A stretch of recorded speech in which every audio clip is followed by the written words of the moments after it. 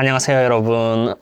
지금 이제 직장인이면서도 도키하믹 주식 채널을 운영하고 있는 도키라고 합니다.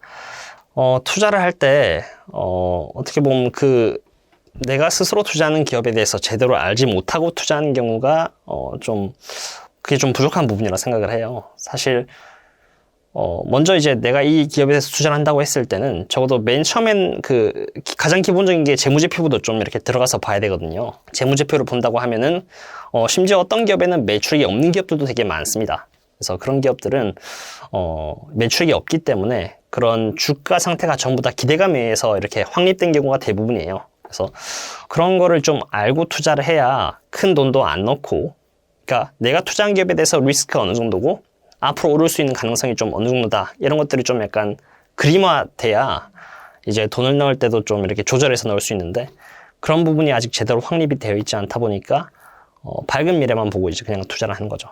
그래서 어떤 게 고평가고 어떤 상태가 저평가인지 이런 것들도 좀 이렇게 파악을 하고 투자를 해야 좀 편하게 투자를 할 수 있는데 그렇지 않다 보니까 투자에 좀 어려움을 많이 느끼시는 것 같아요. 그래서 보통 이제 근거가 많으면 많을수록 내가 투자하는 기업에 대해서 근거가 많으면 많을수록 오래 투자를 할 수 있는 거거든요.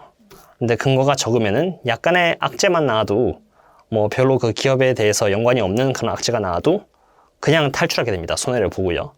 그래서 적어도 내가 투자하는 기업에 대해서 충분한 근거가 있어야 되는데 그 근거 없이 투자하는 게 처음 주식하시는 분들이 실수하는 대부분의 유형이지 않을까 생각됩니다.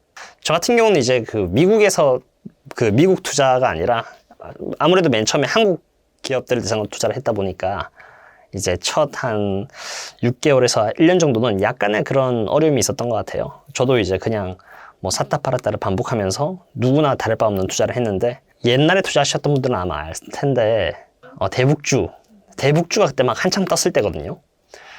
대북주가 한창 떴을 텐데 그때 막 기업의 주가가 뭐 크게는 뭐 엄청 왔다 갔다 많이 했어요. 뭐 상한가도 가고 뭐 이렇게 크게 많이 왔다 갔다 했는데 이제 저 또한 이제 그런 기업에 대해서 이렇게 확 꽂혀버려 가지고 제가 이제 저도 모르게 알지 못하고 투자를 한 것이죠. 그러다 보니까 처음엔 수익이 나도 그런 기업만 쫓다 보니까 이제 결국 그게 이제 수익이 다시 마이너스로 전환되고 뭐 그런 경우가 많았습니다. 그래서 제가 아무래도 알지 못하는 기업에 투자하다 보니까 얼마 버티지 못하더라고요. 눈앞에 잠깐 이렇게 큰 수익을 벌어도 결국에는 그게 다 마이너스로 되는 그런 안타까운 그런 사례가 있었습니다. 이제 아무래도 제가 과거부터 꾸준히 벌었던 수익이 단 약간의 실수로 인해서 다 어떻게 보면 좀 많이 사라졌으니까 그때 되게 많이 좀 힘들었던 것 같아요. 제가 했던 노력들이 다 사라지니까 이런 것들을 반복하지 않기 위해서 난 뭘 해야 되나 되게 좀 약간 다시 돌아와가지고 생각을 해본 것 같아요. 어떤 걸 봐야 되고 내가 한 실수는 뭐였는가, 내가 투자한 기업에 대해서 내가 뭐가 부족했는가, 어떤 지식이 부족했는가 이런 것들을 조금 더 시스테매틱하게 좀 차근차근 이렇게 봤던 것 같아요. 그래서 이제 급등주에는 좀 투자를 잘 안 하려고 합니다. 우선 기업에 일단 뭐 아마 여러분들도 들어보셨을 거예요. 뭐 어떤 기업이 펀더멘털이 세다, 어떤 기업은 펀더멘털이 약하다, 뭐 이런 것들을 아마 좀 들어보셨을 거라고 보는데 일단 기본적으로 기업의 펀더멘털은 기업의 재무제표에서 나옵니다. 그래서 기업의 재무제표라는 것은 뭐 SEC 홈페이지에 들어가서 이제 보면은 다 나오는데요. 뭐 10Q 리포트, 10K 리포트 이런 거 들어보셨을 거예요. 그래서 분기별로 이렇게 나오는 리포트가 있는데 그 리포트 안에 들어가 보면 이제 재무제표 해가지고 뭐 매출액, 매출 총이익, 영업이익, 순이익 이런 거 다 나오거든요. 그래서 기업들이 매출액이 얼마나 벌고 있는지, 매출 총이익은 얼마나 되는지, 영업이익은 어떻게 되는지, 순이익은 어떻게 되는지, 뭐 매출액 대비해서 매출 총이익 마진이 얼마나 되는지, 뭐 순이익률이 어떻게 되는지, 뭐 이런 것들을 다 따져보는 과정에 있어서 이제 펀더멘털이 확립이 되는 거거든요. 그래서 일단 그런 기초 체력을 알아보려면은 적어도 3년치 정도는 리포트를 보고 그냥 매출액만이라도 그냥 이렇게 다 1분기, 2분기, 3분기, 4분기 그걸 3년치까지 다 끌어모아가지고 그냥 엑셀에다가 그냥 이렇게 도식화시켜가지고 그래프로 이렇게 만들면은 실제로 매출액이 얼마나 이렇게 우상향하는지 아니면 매출액이 이렇게 좀 약간 횡보하는지 또는 매출액이 이렇게 막 떨어지는지 그런 패턴이 보이거든요. 그래서 매출을 보고 과거에 있는 매출액까지 전부 다 떼어와가지고 엑셀로 그냥 만들어 보시면은 이 기업이 얼마나 컨시스턴트하게 매출을 버는지 아니면 되게 좀 약간 사이클릭한 좀 이렇게 사이클을 타는지 또는 매출이 점점 줄어들어가는지 이런 것들이 보이실 겁니다. 그래서 그런 걸 토대로 해가지고 이 기업은 기초 체력이 좋구나, 아니면 이 기업은 점점 안 좋아지고 있네, 이런 것들을 아마 보실 수 있을 거예요. 그래서 그런 부분을 이제 좀 보셔야 한다고 생각합니다. 그 RSI가 풀어서 말씀드리자면 Relative Strength Index라는 부분인데요. 이게 과매수다, 과매도다 이런 걸 보여주는 그런 구간이라고 보시면 되거든요. 차트에서 보일 수 있는 그런 지표 중에 하나다라고 보시면 돼요. 차트에서 RSI 클릭하면 RSI가 나옵니다. 그래서 일반적으로 이제 과매수다 하는 부분은 70 이상, RSI가 70 이상이면은 과매수다라고 보는 거고요. RSI가 30 이하면은 과매도 구간이라고 보는 것이죠. 그래서 대부분 이렇게 크게 이렇게 폭등할 때는 RSI가 70 이상일 때가 많습니다. 그래서 이렇게 70 이상일 때는 색깔이 좀 이렇게 표시가 되거든요. 근데 보통 이렇게 RSI가 70 이상일 때는 얼마 안 가서 좀 조정을 받는 경우가 대부분이에요. 아마 차트를 보시면은 차트 밑에 RSI를 설정하면은 RSI가 70일 때 실제로 조정을 받았다는 것을 아마 자주 보실 수 있을 텐데, 이제 그걸 통해서 이제 좀 단기적으로는 볼 수 있는 거죠. 이게 그래도 좀 단기적으로는 좀 떨어질 수 있구나, 또는 이렇게 RSI가 30일 때 많이 떨어졌으니까, 많이 매도가 됐으니까 앞으로 살짝 좀 반등해 줄 수 있구나, 이런 것들을 좀 이렇게 볼 수 있는 그런 지표다라고 보시면 되겠습니다. 이번에 이제 미국 주식 어디에 투자할까라는 책을 이제 냈는데요. 일단은 그냥 보통 한 개에서 총 70개라는 기업을 대상으로 제가 이제 분석을 했어요. 그래서 분석을 할 때 제가 분석할 때 중요시하는 부분이 바로 비즈니스 모델, 그 다음에 펀더멘탈, 밸류에이션, 미래 전망, 그리고 리스크, 이 5가지 부분을 제가 되게 중요시하는 부분인데, 이제 그런 부분을 이제 전부 다 책에 녹여가지고 제가 투자를 하고 있다는 것을 보여드리기 위해서 이렇게 책을 발간해냈고요. 아무래도 이제 본인이 투자하고 있는 기업들에 대해서 잘 모르시는 분들을 위해서 제가 이렇게 간단하게 적어놨으니까 보고 이렇게 투자하시면 조금 더 내가 투자할 때 어떤 기업에 대해서 투자하고 있는가, 뭐 이런 이해도가 좀 더 높아질 수 있을 거라 생각합니다. 그래서 그런 분들을 위해서 제가 적어놨다라고 보시면 될 것 같아요. 일단 70개를 선정했을 때 원래는 사실 더 많았거든요.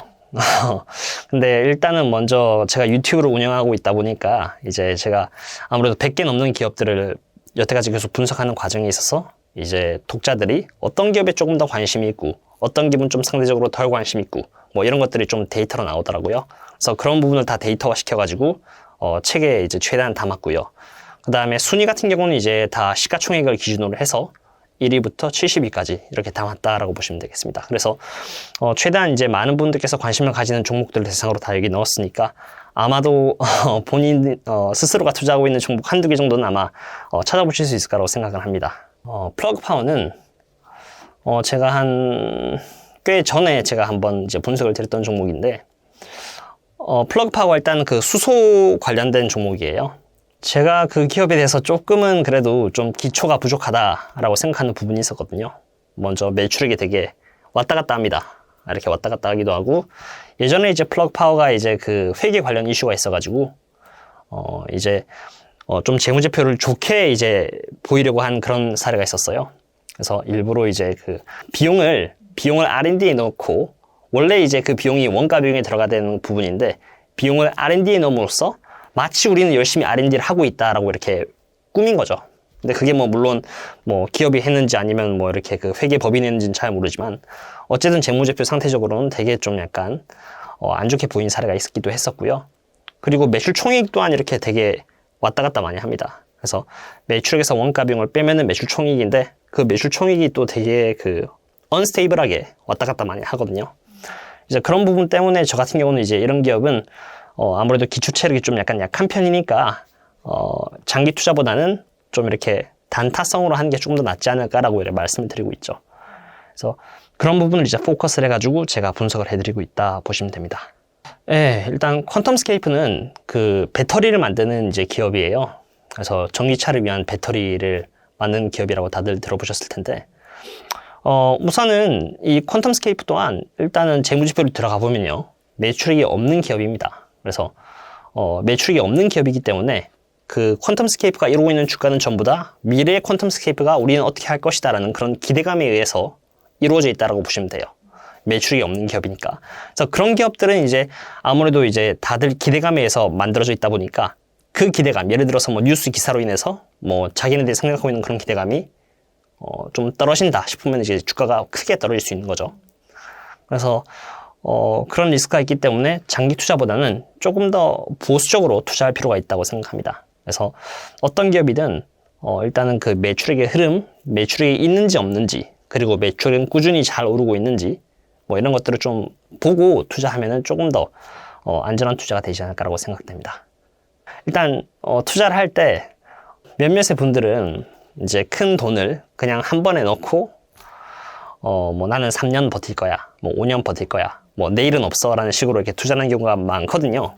그래서 그냥 넣고 이제 나중에 오를 때를 그냥 기다리겠다, 뭐 이런 분들도 많고 하는데, 이제 주식은 그냥 정말 대응의 영역이라고 할 정도로 얼마나 내가 먼저 돈을 넣고 그 다음에 투자를 하고 거기서 이렇게 얼마나 잘 대응을 하냐에 따라서 이게 하늘과 땅 차이로 왔다 갔다 합니다. 그렇기 때문에 이렇게 한번 이렇게 돈을 크게 넣고 이게 폭락을 하면은 이게 멘탈적으로 많이 흔들릴 수가 있기 때문에 먼저 이제 기업의 그 밸류에이션에 따라서 저평가인 상태에서 넣은 다음에 이제 그 떨어질 때, 왜냐면 기업이 이렇게 뭐 이유 없이 떨어진 경우가 많거든요. 워낙 이제 그 외부 여건에 따라서 왔다 갔다 하기 때문에. 그러면 이제 떨어질 수도 있다라는 것을 항상 생각을 하고 뭐 5%에서 10% 떨어질 때마다 차근차근 분할을 매수를 하면서 낮은 평단가를 만들어 간다라는 개념과 함께 투자를 한다면은 아마 조금 더 편하게 투자할 수 있을 거라 생각합니다. 그래서 그런 대응을 해야 이제 조금 더 이제 크게 나중에 장기적으로 볼 때 수익을 낼 수 있는 부분이기도 하고, 이제 그렇게 대응을 하려면은 아마 와이프분들이랑 좀 약간 협의가 돼가지고 이제 항상 그 어느 정도 일정 부분의 그 뭐랄까 월급을 넣을 수 있도록 약간 좀 시스템화되어 있어야 좀 대응도 할 수 있는 것 같아요. 그래서 항상 조심히 투자하라고 말씀드리고 싶습니다.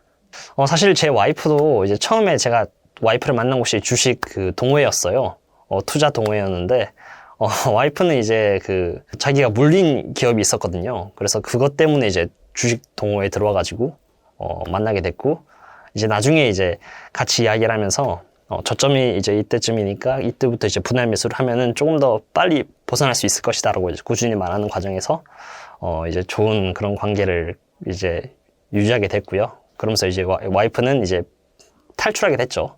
그래서 그때 이후로는 이제 와이프는 이제 주식에 대해서 아무래도 좀 터치를 안 하고 제가 전부 다 도맡아서 하고 있습니다. 또 게다가 이제 아무래도 와이프도 또 주식을 하면서 만났다 보니까 나름대로 주식에 대한 그런 리스크는 또 이해를 하고 있어요. 근데 이 주식에 대한 리스크를 이해하면서도 안전하게 투자하는 스타일이라면은 또 적극적으로 응원을 해주고 밀어주더라고요.